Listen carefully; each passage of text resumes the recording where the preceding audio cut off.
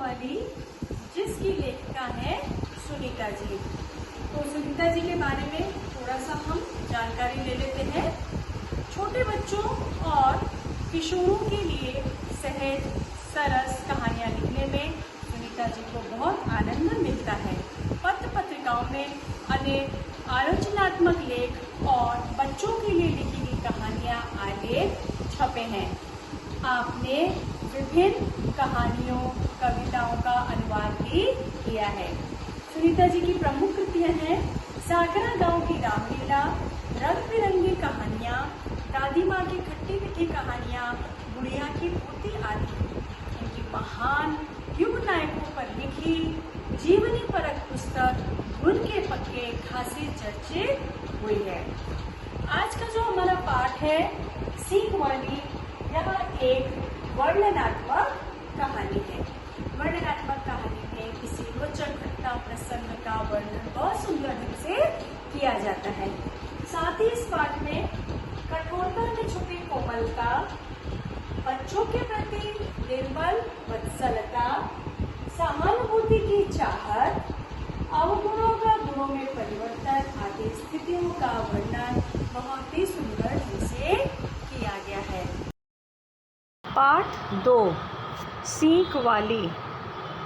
इस पाठ की लेखिका है सुनीता। आइए अब हम पाठ पढ़ते हैं और समझने का प्रयास करते हैं। सारा गांव उन्हें कहता सीख वाली ताई, बड़े भी छोटे भी सभी इसी नाम से बुलाते। सालवन गांव में जब से ब्याह कर आई थी ताई, तब से उनके गांव का सीख उनके नाम से जुड़ गया। ऐसा जुड़ा कि खुद अपना नाम तक उन्हें याद नहीं। तो अब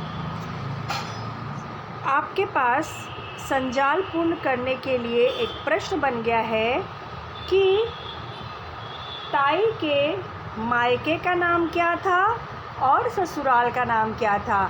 तो ये है सालवन गांव में जब से ब्याह कर आ गई थी, तो ताई के ससुराल का नाम क्या था सालवन और मायके का नाम क्या था सीख। कोई 50 बरस तो हो ही गए सीख वाली ताई को इस गांव में आए। तब 16 बरस की थी, अब 70 से कुछ कम ही होंगी। तो ताई कितने बरस की थी जब उनका विवाह हुआ था? तो उस समय ताई की उम्र थी कोई 16 साल। और जब ताई कहानी लिखते समय ताई की अवस्था कितनी थी? ताई की अवस्था कहानी लिखते समय कितने साल की होगी? 70 बरस की थी।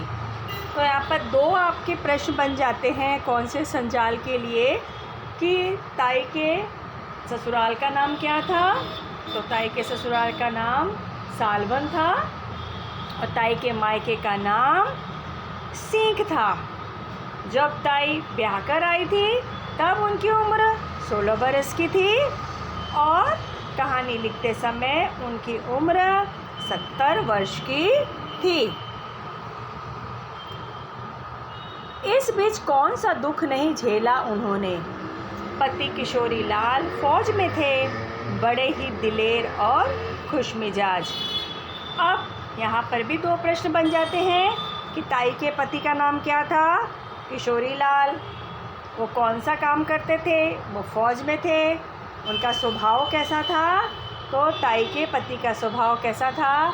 वो बहुत ही दिलेर और खुश मिजाज थे। हर कोई उनकी तारीफ करता। नई दुल्हन बनकर सालवन गांव में आई सीख वाली ताई के वे सबसे खुशियों भरे दिन थे। मगर शादी के 4-5 बरस ही पति की मृत्यु की खबर आ गई। उसके बाद जल्दी सास ससुर का साया भी सिर से उठ गया। सीख वाली ताई रह गई अकेली, निपट अकेली। सास ससुर के बीच में देखो एक डैश बना हुआ है जिसको हम बोलते हैं योजक चिन्ह। ठीक है, तो ये शब्द युग्म कहलाते हैं। जब दो शब्द योजक चिन्ह द्वारा आपस में जुड़ते हैं तो यह कहलाते हैं शब्द युग्म। ठीक है, हालांकि अकेली भले ही हों, दबंग इतनी थी कि मजाल है कि कोई दबा ले या कोई उल्टी सीधी बात कह दे, एक की चार सुनाती थी। इसलिए आस पड़ोस के लोग भी ज़रा दूर दूर ही रहते थे। यूँ भी देखने में खूब लंबी चौड़ी, खूब ऊंची कदकाठी वाली थी सीख वाली ताई। खूब सांवला पक्का रंग, चेहरे पर ऐसा मर्दानापन कि कोई दूर से देखकर ही डर जाए। बोली ऐसे सख्त कड़वी कि जिसे दो चार खरी खरी सुना दे उसे रात भर नींद ना आए। अब यहाँ पर प्रश्न एक आपका बनता है, ताई के निपट अकेली होने का कारण।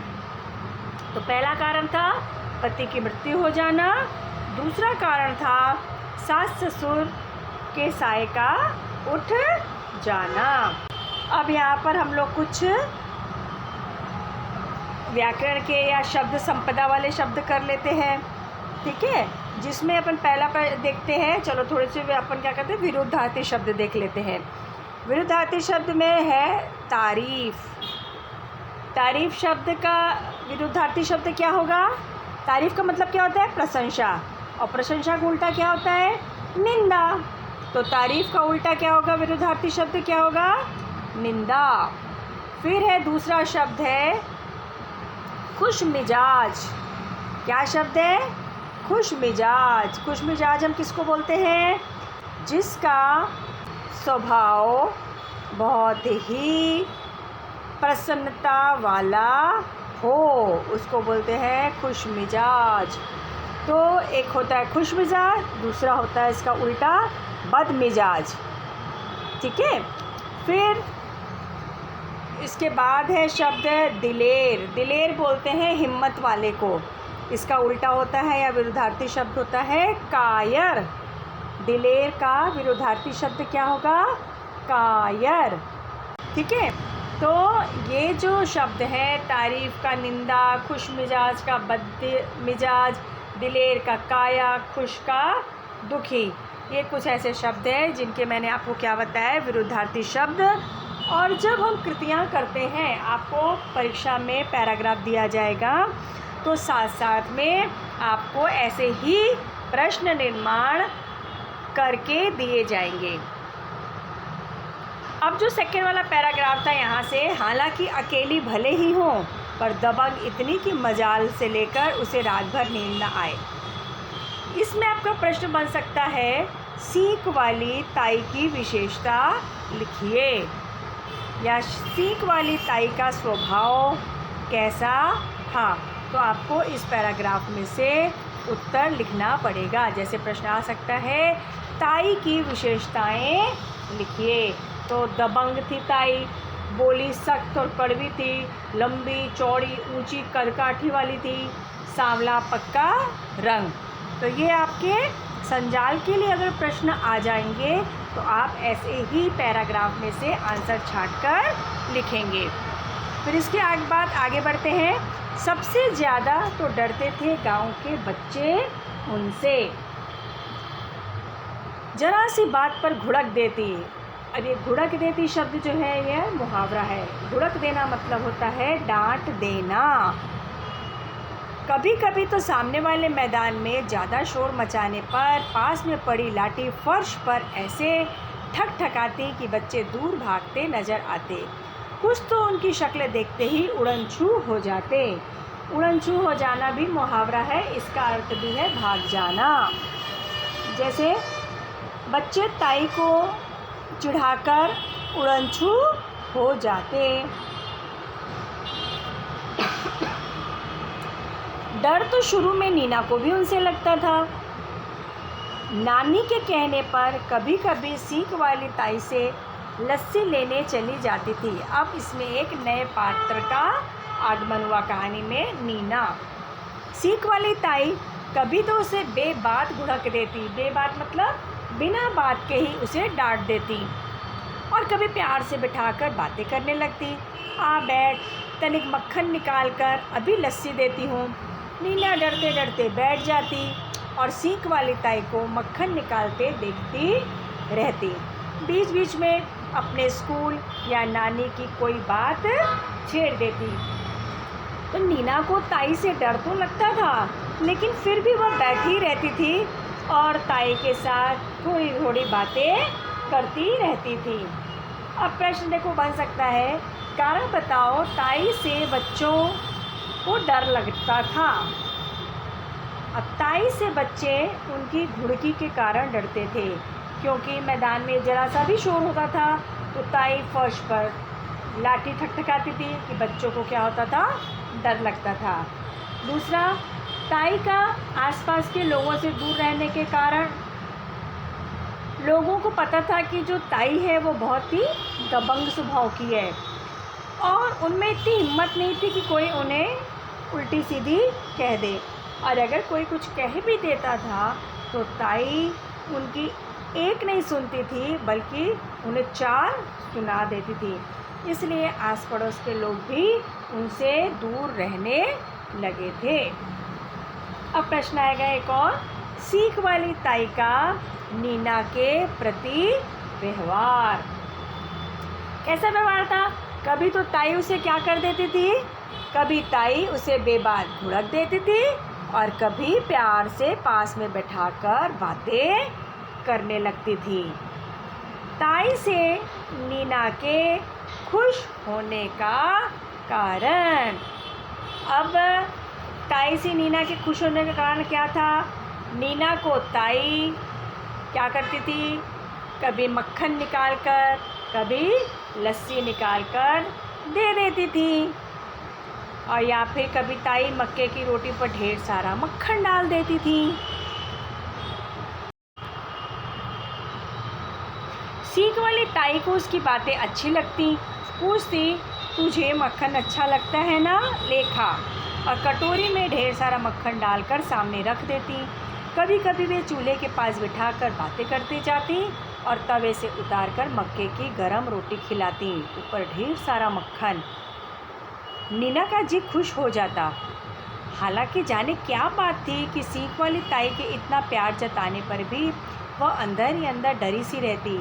लगता बस अभी सीख वाली ताई सुर बदलने ही वाली हैं और फिर ऐसे कड़वे बोल सुनाएंगी कि रोते रोते भागकर जाना होगा। सीख वाली ताई जिससे सब लोग इतना डरते थे, उनका नीना के प्रति एक अलग ही स्नेह था। वे उसे ढेर सारा कभी मक्खन खाने को देती, कभी उसको गरम गरम मक्के की रोटी बनाकर खिलाती। इतना होने पर भी नीना को अंदर ही अंदर थोड़ा सा डर लगा रहता था। उसे ऐसा लगता था कि कहीं ताई उसे बिना बात पर घुड़क ही न दे। तो आगे देखते हैं। मगर आश्चर्य, सीख वाली ताई नीना से कभी नाराज़ नहीं होती थी। कभी कभार रूखा भले ही बोल दें, पर डांटा कभी नहीं। सच तो यह है कि नीना उन्हें अच्छी लगने लगी थी, शायद इसलिए कि नीना की भोली बातें सीख वाली ताई के कठोर दिल को पिघलाकर मुलायम मक्खन सा बना देती थीं। नीना उनसे कहती, ताई कहानी सुनाओ ना। अब इससे हमें क्या बात पता चलती है कि कई बार मनुष्य या कोई भी इंसान ऊपर से जितना कड़क दिखता है, वास्तव में वह अंदर से भी उतना ही कठोर होगा, ऐसा ज़रूरी नहीं है। कई बार परिस्थितियाँ इंसान को ऊपर से कठोर बने रहने पर मजबूर कर देती। वैसे ही सीख वाली ताई के साथ भी हुआ था, परंतु नीना ही एक ऐसी बच्ची थी जिसकी प्यार भरी बातें कठोर दिखने वाली ताई के मन को पिघला देती थी। सीख वाली ताई चाहे अनचाहे शुरू हो जाती और फिर उन्हें भी रस आने लगता, सुनाती जाती और खुद भी हंसते हंसते दोहरी होती जाती। उनकी कहानियाँ थी ही ऐसी मज़ेदार। पिद्दी पिद्दे की कहानी उनकी सबसे प्रिय कहानी थी। जितनी बार सुनाती खूब हंसती। हंसते हुए उनका पूरा शरीर हिलता और खुशी की हिलोर से भर जाता था। कभी कभी नीना भी उन्हें अपनी किताब में लिखी बातें बताती। सुनकर सीख वाली ताई खूब हैरान होती। मासूम बच्चों जैसा चेहरा बनाकर पूछती, अच्छा ऐसा लिखा है तेरी किताब में? बता बेटी, और क्या क्या लिखा है तेरी किताब में? ये थोड़े ही दिनों में नीना और सीख वाली ताई की ऐसी दोस्ती हुई कि जो भी देखता हैरान होता। इस नन्ही सी बच्ची को भला क्यों सीख वाली ताई इतना प्यार करने लगी? सीख वाली ताई को आँख से थोड़ा कम सूझने लगा है। यह भी सबसे पहले नीना को ही महसूस हुआ यह कि एक बार नीना को घी बूरा खिलाने के लिए रोक लिया था ताई ने। घी बूरा बना रही थी, तभी नीना को शक हुआ ताई घी में कहीं बूरे की जगह नमक तो नहीं डालने जा रही। अब बूरा किसको बोलते हैं? शक्कर को। देखा तो टोका, क्या कर रही हो ताई? यह बूरा नहीं, नमक है। सीख वाली ताई शर्मिंदा हो गई। क्या करूं बेटी, आँख से कुछ सूझता ही नहीं। अच्छा हुआ जो तूने देख लिया। कहते कहते उनका चेहरा थोड़ा रुआंसा हो गया। गांव में कोई उनसे हमदर्दी नहीं रखता था, तो भला वे अपना दुख किससे कहती? नीना बोली, ताई कहो तो मैं नानी से थोड़ा सा काजल ले आऊं। मेरी नानी बहुत अच्छा काजल बनाती हैं, शायद उससे आपकी आंखें ठीक हो जाएं। अच्छा, ऐसा काजल है उनके पास? एक बार सुना तो था, पता नहीं किसने कहा था, पर तेरी नानी देंगी मुझे। अब सीख वाली ताई का प्यार नीना के साथ तो हो गया था, पर गांव वाले उन्हें दबंग, लड़ाकी और चिड़चिड़ी समझते थे। तो ताई को ऐसा लगता था कि भला नीना की नानी उन्हें काजल क्यों देगी। अब हम थोड़ी देर के लिए अपने जो हम पाठ पढ़ रहे हैं उसको विराम देते हैं और जो आखिरी की लाइन है उस पर थोड़ा सा गौर करते हैं। आपका एक ग्रामर का प्रश्न इसमें आता है, विराम चिन्ह पहचान कर उनका नाम लिखिए।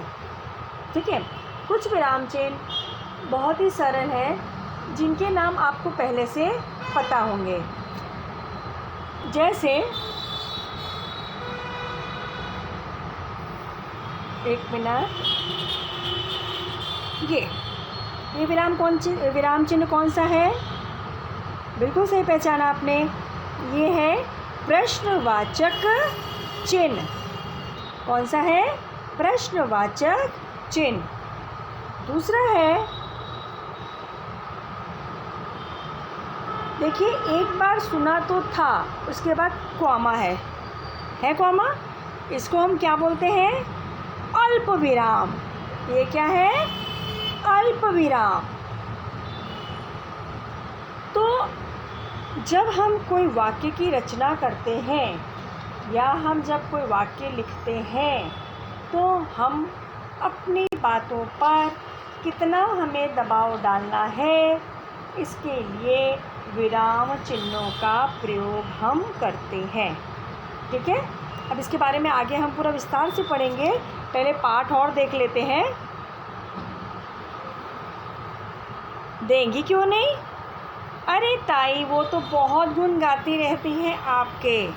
कहती हैं सीख वाली ताई की ज़ुबान भले ही कड़वी हो पर दिल की बहुत अच्छी हैं। गांव में उन जैसी भली और मेहनती औरत कोई और नहीं है, नीना ने उत्साह से कहा। अब देखो बच्चों, किसी के बारे में अगर कुछ हम अच्छा बोल देते हैं तो इंसान का मन क्या हो जाता है? खुश हो जाता है। सीख वाली ताई को ऐसा लगता था कि उनका व्यवहार देखकर लोग उनसे कतराते हैं। और छोटी सी बच्ची नीना ने अपने नानी के बारे में बताया कि क्या वो सीख वाली ताई के बारे में सोचती है। वो चाहती तो बच्ची कुछ और बोल सकती थी, लेकिन उसने क्या बोला कि मेरी नानी तो आपके बहुत गुण गाती रहती हैं, मतलब मेरी नानी हमेशा आपकी प्रशंसा करती रहती हैं। ताई ज़बान से कड़वी भली हो परंतु दिल की बहुत अच्छी है। तो एक प्रकार से नानी ने नीना के मन में दूसरों के प्रति अच्छे संस्कार डाले। उन्होंने ताई के किसी भी अवगुण का वर्णन या जिक्र नीना के सामने नहीं किया, बल्कि उन्होंने नीना को ताई के अच्छे व्यवहार के बारे में ही बताया। इस प्रकार नीना के मन में भी ताई के प्रति अच्छे ही विचार पैदा हुए। अच्छा, ऐसा कहा तेरी नानी ने? ऐसा? सच्ची कहा ताई, कहकर उसी समय नीना दौड़ी दौड़ी गई और नानी से मांगकर काजल की डिबिया ले आई। सीख वाली ताई ने 2 सप्ताह लगाया तो आँख की जलन तो ठीक हो गई, थोड़ा बहुत नज़र भी आने लगा, मगर आँखें पूरी तरह ठीक नहीं हुई। फिर भी नीना पर सीख वाली ताई का प्यार थोड़ा बढ़ गया। वे नीना को पास बैठाकर घंटों बातें करती थीं, प्यार से खिलाती पिलाती। कभी किसी दिन नीना उनके घर आने से चूक जाती तो डंडा खटखटाते हुए चल पड़ती। किसी तरह खुद को संभालते हुए नीना की नानी के घर जा पहुंचती और प्यार से उसका हाथ पकड़कर ले आती और कहती, नीना तू अपनी किताब भी ले ले, मुझे पढ़कर सुनाना। तो आज बच्चों हम इतना ही पढ़ेंगे, बाकी का पाठ हम अगले पीरियड में पढ़ेंगे।